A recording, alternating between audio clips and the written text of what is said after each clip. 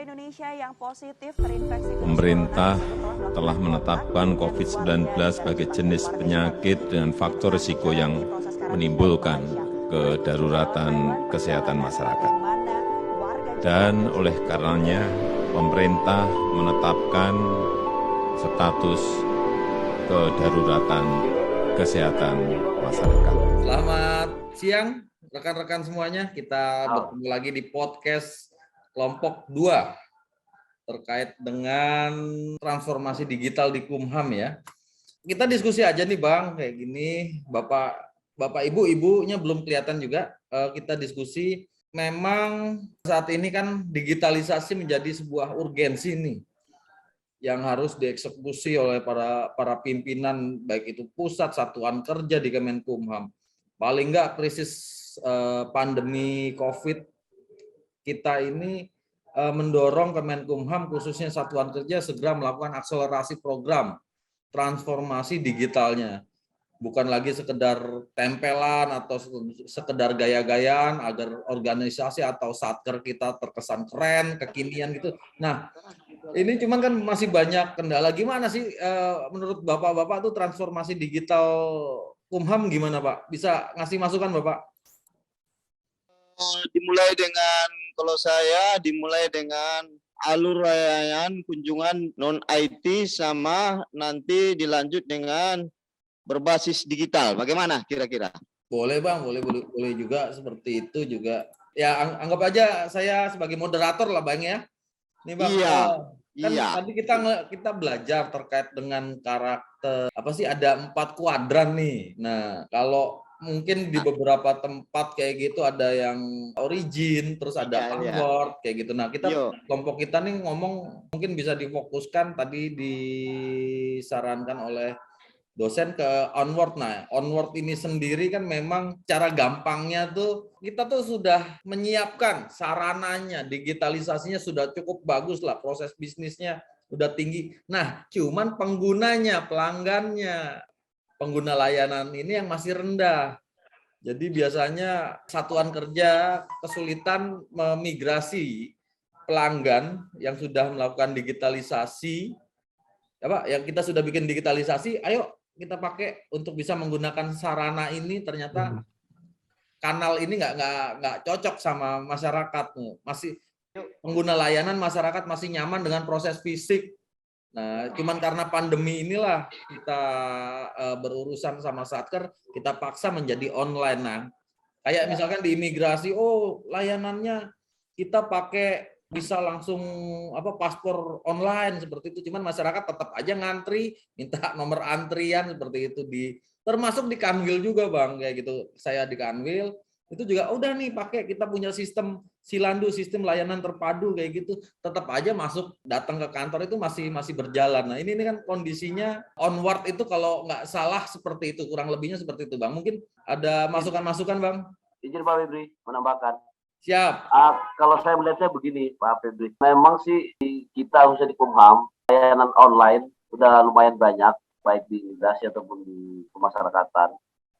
Namun memang masyarakat kita mungkin masih perlu penyadaran ataupun perlu sosialisasi dan sebagainya, yang mana mereka ini masih awam lah, artinya masih suka dengan yang kondisi yang manual. Nah, di samping itu kalau khususnya di lapas, perkiraan mereka ketika dia datang itu dia bisa jumpa dengan keluarga atau binaan yang ada di dalam. Nah, itu salah satu yang mungkin masyarakat, keluarga dari warga binaan itu masih enggan untuk melakukan hal-hal yang sifatnya online. Jadi mereka datang ke lapas itu beranggapan bahwa mereka bisa ketemu langsung. Karena sudah sekian lama, sekian tahun, dari tahun 2020, 2021 udah 3 tahun, mereka nggak ketemu dengan berjumpa langsung dengan keluarganya. Yang selama ini kan kita hanya memfasilitasi dengan mungkin video call, mungkin hanya sebatas telepon di WhatsApp dan sebagainya. Nah, ini ada rasa kangen sendiri atau rasa rindu sendiri yang dirasakan oleh masyarakat terhadap keluarga yang ada di dalam, sehingga sarana yang kita sediakan terkait dengan sarana online atau aplikasi yang ada itu masih sangat minim dipergunakan. Karena itu tadi dengan alasan kalau ke sana mungkin saja bisa ketemu langsung. Nah, kemudian yang kedua, mungkin dari segi penggunaan IT sendiri, mungkin masyarakat kita kan belum, ibaratnya masih setengah-setengah. Bisa dibilang masyarakat modern juga belum, masyarakat yang tertinggal juga enggak. Jadi setengah-setengah. Nah, sehingga kira-kira kalau sekiranya, apalagi kalau aplikasinya agak ribet, ya sudahlah, datang aja langsung daripada susah-susah mencet-mencet handphone dan sebagainya kan. Best practice-nya mungkin bisa cerita abang-abangku, jadi bisa best practice yang di satuan kerja abang-abangku tuh bisa, oh di imigrasi seperti ini nih, di divisi imigrasi kita punya seperti ini nih kendalanya, mungkin ada solusinya kayak gitu, di Lapas Raja Basa, di Padang Sidempuan, di Madiun, Pak Hero, seperti itu. Ya. Terima kasih. Di Lapas Sidempuan dulu. Jadi di Lapas Sidempuan telah kita fasilitasinya sarana prasarananya untuk pelayanan digital. Tetapi karena kekurangan pemakaian IT ini, bahkan ada tamu yang tidak pakai HP ataupun HP yang belum Android. Nah, disinilah kendala-kendalanya. Jadi sebagai saran sama masyarakat, dibuatlah sosialisasi supaya masyarakat dalam melaksanakan kunjungan harus memakai Android dan jangan lagi datang secara non-IT. Jadi dia mulai dari daftar antriannya di aplikasi sampai di ruang tunggunya sampai ke dalam. Jadi solusinya adalah sosialisasi. Terima kasih dari Lapas Sidempuan. Ada pengalaman best practice yang di satuan kerja Bapak atau mungkin di lingkup wilayah Bapak seperti itu? Oh, kemarin bisa Pak, terkait masalah di keimigrasian, Pak, yaitu terkait masalah antrian, Pak. Memang dimulai dari tahun 2019 itu, Pak, Januari, itu untuk antrian kita menggunakan antrian online, Pak. Jadi memang untuk menghindari penumpukan atau antrian yang begitu panjang, terkadang sebelum adanya antrian online itu, kadang pemohon paspor itu sampai subuh datang untuk mengambil paspor saja secara manual itu, Pak. Terkadang yang datangnya walaupun dia pagi, tapi pas nomornya sudah habis, terpaksa dia harus menunggu besoknya lagi. Tapi dengan adanya antrian online digital, yaitu dimulainya adanya antrian APAPO, ya Pak, ya, aplikasi pendaftaran antrian paspor online. Nah, itu launchingnya itu sekitar tanggal 21 Januari 2019, itu soft launchingnya. Dan itu masyarakat sama, apa yang disampaikan oleh Pak Indra dengan Pak itu, terkadang mereka bingung karena penggunaan aplikasi APAPO ini harus menggunakan Android. Terkadang di kampung pun mereka sinyal tidak ada. Nah itu, tapi itu dengan berjalannya selama 2 tahun, sekitar 3 tahun, akhirnya semua bisa terlaksana dengan baik. Nah, di tahun 2021 lagi, imigrasi mengadakan inovasi lagi, yaitu M-Paspor, Bapak. M-Paspor. Nah, terkait masalah M-Paspor ini ada kemajuan lagi, dan mungkin membuat bingung pemohon lagi masyarakat terkait dengan M-Paspor ini. Tapi sebenarnya ini membantu masyarakat sendiri. Tapi terkadang kan memang ada masyarakat memang yang merasa terbebani dengan kondisi semacam ini. Contohnya, ada beberapa pertanyaan dari masyarakat.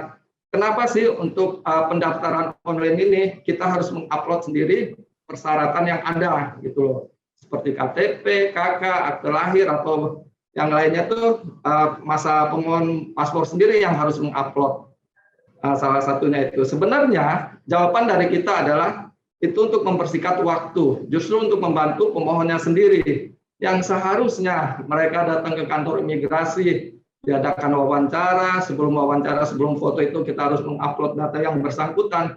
Tapi dengan sudah diuploadnya oleh masyarakat sendiri di rumah, berarti kan waktu yang biasanya misalkan 5 menit menjadi 2 menit, hanya wawancara atau memang kalau memang kelengkapan sudah selesai, ya berarti 1 menit sudah selesai itu. Jadi sebenarnya itu sangat membantu sekali kepada masyarakat dengan waktu yang mereka datang ke kantor ini. Namun memang masih ada masyarakat sendiri merasa terbebani dalam hal tersebut.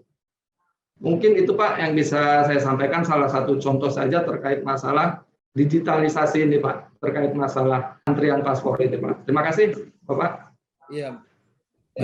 Memang kendala kita juga seperti itu Pak, banyak juga mungkin kami juga di kantor wilayah tidak hanya masyarakat, tapi juga pegawai juga. Contohnya kalau di best practice di saya mungkin terkait dengan updating data simpek masing-masing pegawai.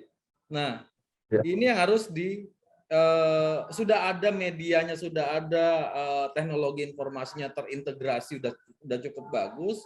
Cuman pegawai masih untuk bisa mengisi jurnal harian aja kayak gitu kan, alah nambah-nambah kerjaan lagi nih. Nah, itu seperti itu.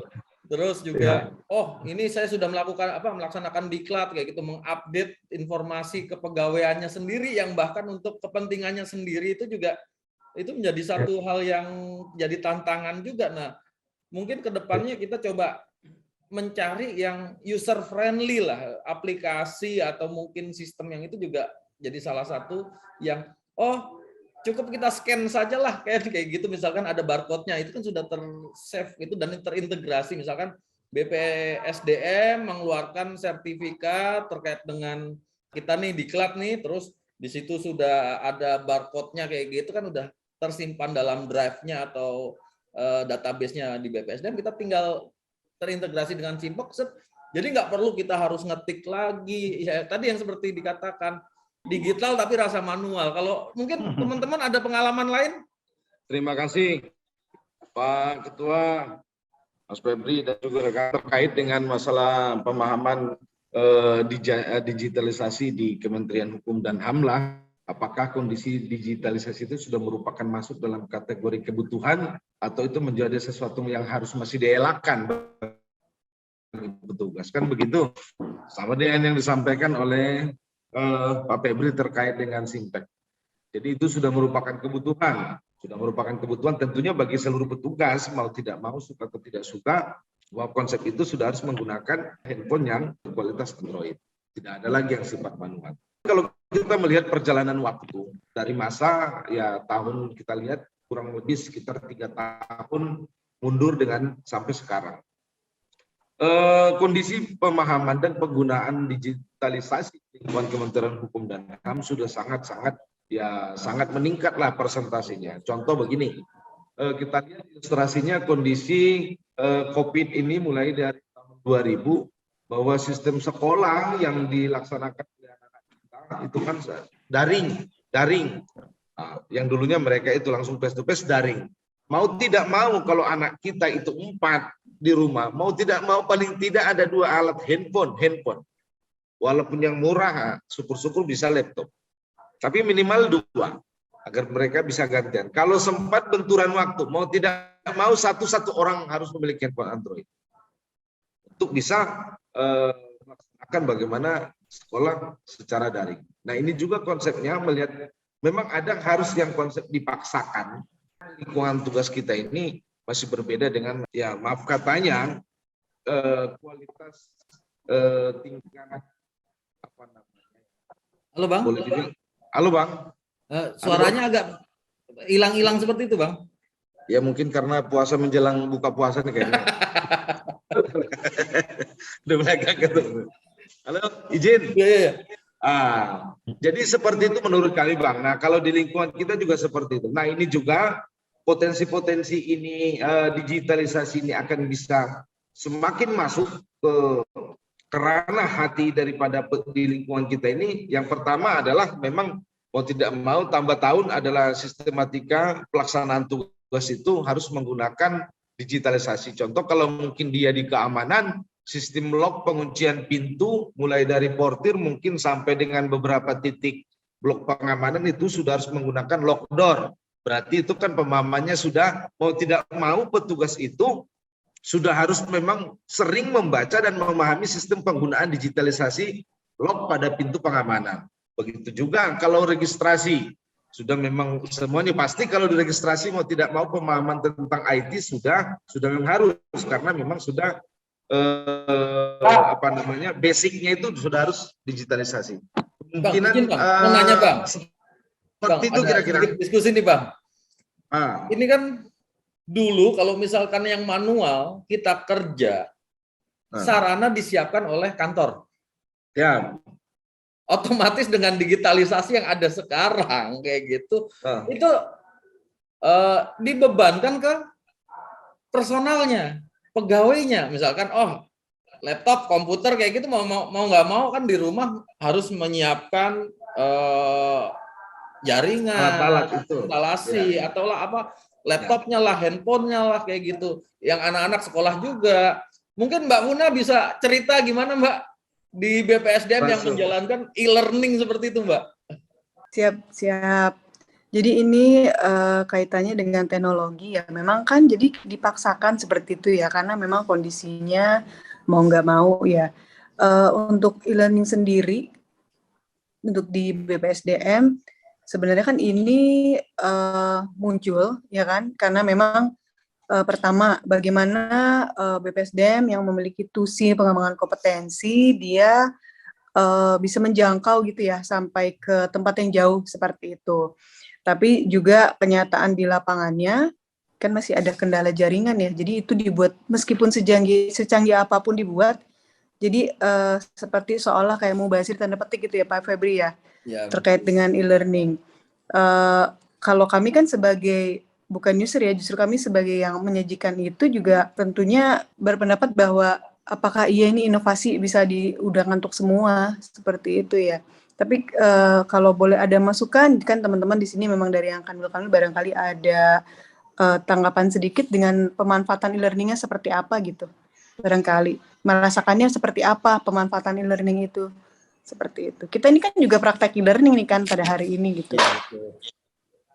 Monggo Pak Hero, Pak Gelora bisa ada tambahan Pak? Ya, kalau saya menanggapinya itu kan seperti yang dibilang Pak Febri tadi, perangkatnya sudah disiapkan, tetapi masyarakat belum siap untuk menggunakan teknologi informasi.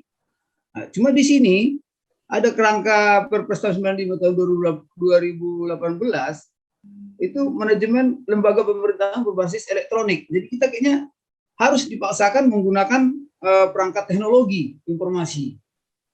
Nah, jadi di sini kewajiban pemerintah untuk memenuhi tuntutan publik terkait dengan kemajuan teknologi untuk mendukung kegiatan operasional masyarakat agar menjadi maksimal. Kalau di Kementerian Hukum dan HAM ada itu pelayanan keimigrasian terkait dengan pembuatan paspor menggunakan teknologi. Tapi banyak masyarakat tidak siap sehingga menjadi masalah dalam melakukan pelayanan masyarakat yang tidak siap tadi. Nah, sehingga kita buat itulah tadi seperti kita bilang tadi ada strateginya, lakukan sosialisasi, iklan atau broadcast seperti kita ini, adakan edukasi atau pembagian brosur agar masyarakat lebih paham. Nah, kemudian atau membuat teknologi aplikasi yang mudah atau yang mampu menjangkau seluruh masyarakat. Namun tadi kan ada masyarakat yang belum mampu menggunakan teknologi, ya tetap masih bisa juga kita lakukan layanan ya dengan inovasi-inovasi yang dibuat seperti ada isi paspor jemput bola ya.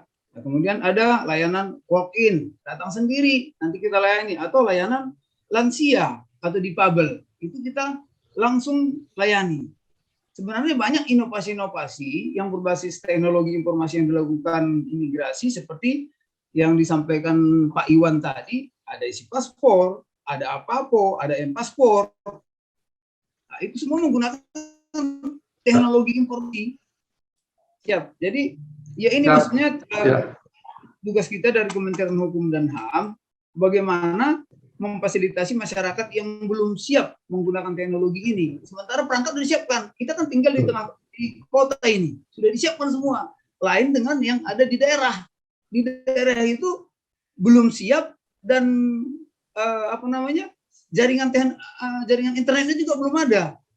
Nah, kita ini ada di tengah kota, tapi masih terkendala. Nah, itu yang tanggapan saya, Pak.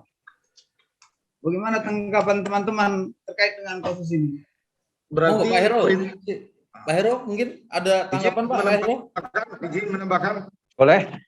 Ini mungkin sama terkait dengan di tempat-tempat lain di Lapas Madiun. Dengan adanya pandemi ini kan sudah tidak ada kunjungan ya. bahkan pada level tertentu kita tidak bisa lagi menerima barang titipan. Kita berusaha untuk memberikan pelayanan dengan mudah kepada masyarakat terkait dengan kebutuhan makanan bagi warga binaan, terutama makanan tambahan lah ya untuk jajan-jajan. Ini di Lapas Madiun itu ada koperasi. Kita buatkan aplikasi untuk belanja online. Jadi masyarakat itu bisa membeli kebutuhan seperti sabun, rokok, mie, itu sudah kita siapkan aplikasinya. Tetapi ternyata juga belum maksimal penggunaannya. Paling hanya 5% atau berapa sekian persen dari isi 1000 sekian yang menggunakan. Jadi memang masyarakat kita mungkin masih bagaimana ya? Kalau kita lihat mungkin untuk penggunaan handphone Android itu banyak, tapi kayaknya untuk yang penggunaannya ini hanya masih sebatas mungkin main game dan lain-lain. Ini kenyataan loh. Kenyataan betul. Jadi untuk penggunaan sebenarnya untuk mempermudah itu belum bisa, belum banyak yang ini kesadarannya. Ya hanya sekedar gaya lah pakai Android, pakai ini, masih pakai untuk game. Buktinya ya itu, kita sudah mempermudah masyarakat, ternyata masyarakat juga masih belum yang memanfaatkan. Bahkan mungkin mereka bawa handphone, udah bawa Android, masih juga nanya mau ngirim makanannya ke sini. Padahal kita udah mempermudah. Mungkin itu yang di Lapas Madiun. Monggo. Siapa melanjutkan? Monggo, Mas Fauzi. Jadi begini, berarti kan semakin mengerucut nih kita bisa merumuskan ada apa, kenapa, sehingga kondisi apa yang sudah disajikan sudah mudah, enak oleh kita lah dulu kepada masyarakat. Ternyata masyarakat masih seperti, apa ini barang nih kan gitu. Ya, betul. Nah kalau dipilihkan antara dia ini memudahkan pekerjaan ini dengan segepok sirih, mungkin akan mereka pilih sirih ini daripada kemajuan teknologi yang kita suguhkan memudahkan mereka dalam berproses untuk menyampai kepada yang mereka sebenarnya pikirkan itu. Apa? Kalau saya udah bisa melihat ini, mohon maaf tanpa mengurangi rasa hormat, inilah berarti masih sangat rendah pendidikan yang ada di masyarakat Indonesia. Itu aja. Artinya begini, kalau memang masyarakatnya itu sudah tingkat pendidikannya, stratanya itu seluruh, boleh dibilang persentase 90%, mungkin tidak usah pun istilahnya edukasinya itu hanya seperti yang disampaikan tadi rekan-rekan, hanya mungkin dengan konsep pemberitahuan bahwa ini arahnya, ini bagaimana, mungkin sudah ini. Nah, tetapi kalau kondisi pendidikan, tingkat pendidikan di tatanan masyarakat bangsa ini masih kondisi seperti ini, yang nggak bisa juga kita salahkan masyarakat. Artinya bukan masyarakat tidak siap, tapi memang di masyarakat itu tidak ada pengetahuan tentang itu. Makanya saya bilang tadi, kalau kita pilihkan segepok sirih dengan yang apa yang dibilang kemajuan ini, dia akan pilih segepok sirih itu nyiri di tangga dan santai. Mungkin itu saja. Ya. Nah, ini Bang Hengki. Mohon izin Pak, menambahkan Pak Fauzi. Silakan Pak Iwan. Ya, apa yang disampaikan oleh Pak Fauzi mungkin benar Pak. Masyarakat ya Pak. Tapi mungkin apakah memang itu ada pembagian antar misalkan, ini anak milenial, ini anak ini Pak. Terkadang kan kalau anak milenial memang dia lebih cepat untuk terkait dengan IT Pak, izin Pak. Mungkin itu Pak yang bisa saya tambahkan Pak. Terima kasih Pak Febri. Izin Bang Febri. Monggo silakan Bang Indra. Ini sampai jam berapa nanti kita berdiskusi? Ini nggak habis-habis ini. Sampai jam berapa kita ini? Ngomong dulu lah. Gini, biar ada langkah-langkah yang kita ambil kan nanti kita kan harus mempersiapkan bagaimana implementasi itu. Ya. Kendalanya bagaimana? Alternatif solusinya untuk mengatasi kendala tersebut bagaimana? Ini nanti kamu aja yang sulit nanti nulisnya gitu. Jadi dari sekarang kita buat kian gitu loh. Kalau diskusi ini jalan terus ini, Pak, aku punya solusinya itu. Oke, terima kasih. Oke, Bang. Terima kasih Bang diingatkan Bang. Jadi memang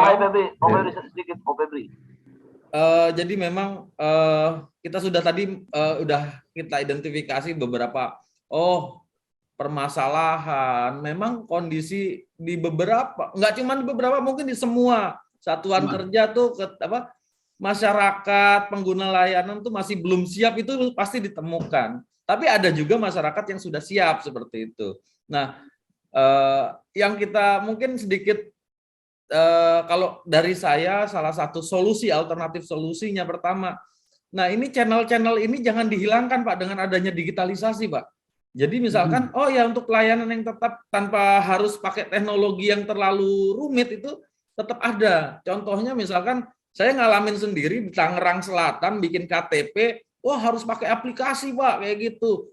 Pakai aplikasi itu juga nggak jelas aplikasinya seperti itu. Akhirnya terkendala. Nah itu jangan sampai kita berikan masyarakat pilihan-pilihan untuk pelayanan kita. Misalkan kayak gampangannya adalah kantor pos lah. Ini pengen yang kilat khusus ada, yang pengen biasa aja ada, yang ini yang murah-murah aja, yang itu bisa kita banyak diversifikasi pelayanannya itu Pak, tanpa harus kita beda-bedakan diskriminasi. Mungkin ada lagi tambahan alternatif solusi terkait dengan kita segi kuadran ini. Pak Febri. Ya.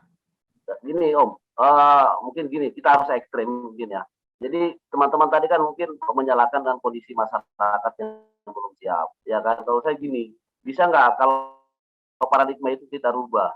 Artinya gini, kita membuat kantor kita, jadi seolah-olah tidak lagi yang jadul-jadul. Misalkan lapas harus bentuknya kayak hotel. Jadi paradigma masyarakat bahwa ketika mau masuk ke kantor ini, harus dengan kondisi seperti ini, tidak harus lagi dengan manual.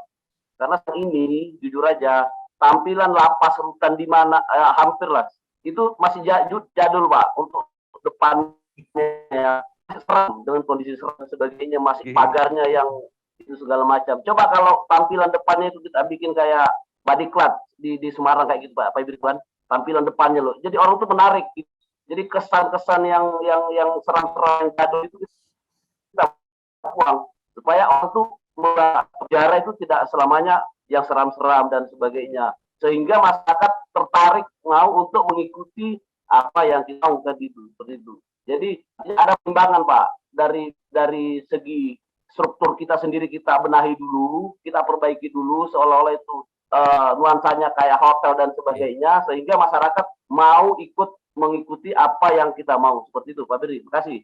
Oke, tadi juga ada solusi yang bagus banget dari Pak Indra, Pak Fauzi tadi, yang terkait dengan butuhnya sosialisasi ke masyarakat. Itu memang penting sekali, Pak. Edukasi. Ada lagi, Pak? Edukasi. Ya mungkin mengingat waktu ketua. Sedikit barangkali. Sedikit terakhir, Mbak Funa. Siap.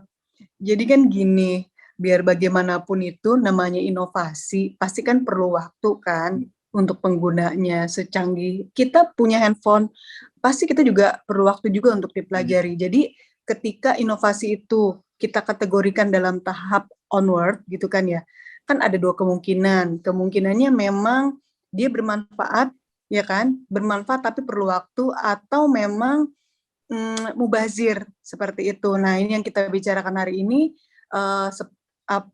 dua-dua itu kayaknya termasuk kategori itu ya.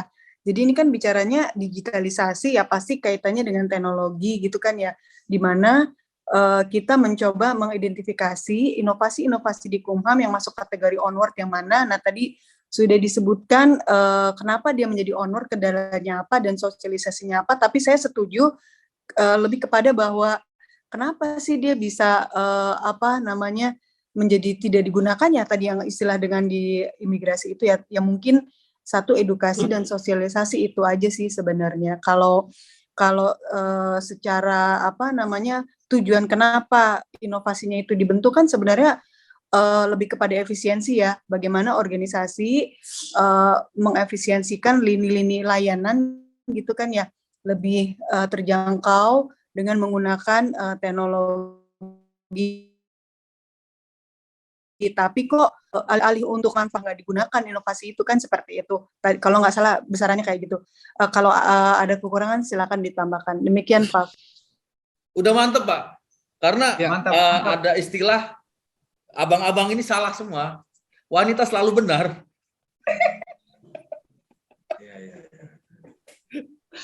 Setuju. Biarpun Bang, sennya terima kanan kasih, belok ke kiri benar ya. Sennya ke kanan beloknya ke kiri tapi harus benar. Kalau perempuan benar ya. Perempuan Benar. selalu benar. Ya Allah, lindungilah saya dari yang belok kiri, Oke saya Bang, ke mungkin kanan, gitu ya.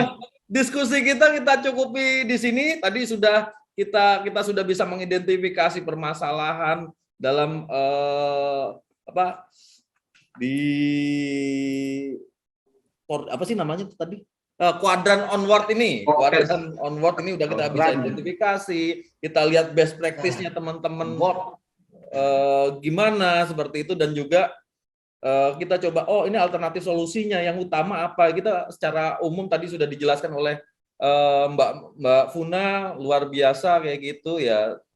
Juga terima kasih buat rekan-rekan semuanya. Podcast kita terkait dengan transformasi digital pada kuadran onward mungkin bisa kita selesaikan di sekarang ini. Mungkin untuk ada penutup, kita kembalikan lagi ke Mbak Funa aja sebagai cewek selalu benar. Oke, statement penutup dari Mbak Funa. Baik, demikian tadi kelompok 2 sudah memaparkan dengan pemandu dari Pak Febri. Semoga apa yang kita usahakan mengkomunikasikan pada siang hari ini bermanfaat juga untuk di tim lainnya yang telah berhasil mengidentifikasi di kuadran-kuadran seperti origin, organik sampai dengan omni. Dan semoga Bapak-Bapak juga terbayang di tempat kerjanya kita semua peserta sama-sama menerima manfaat dari kenapa ini bisa teridentifikasi di 4 kuadran ini, dan kita sama-sama bisa perbaikan untuk di lingkungan Kementerian Hukum dan HAM. Demikian, terima kasih diskusi kita yang menarik pada hari ini. Lebih kurang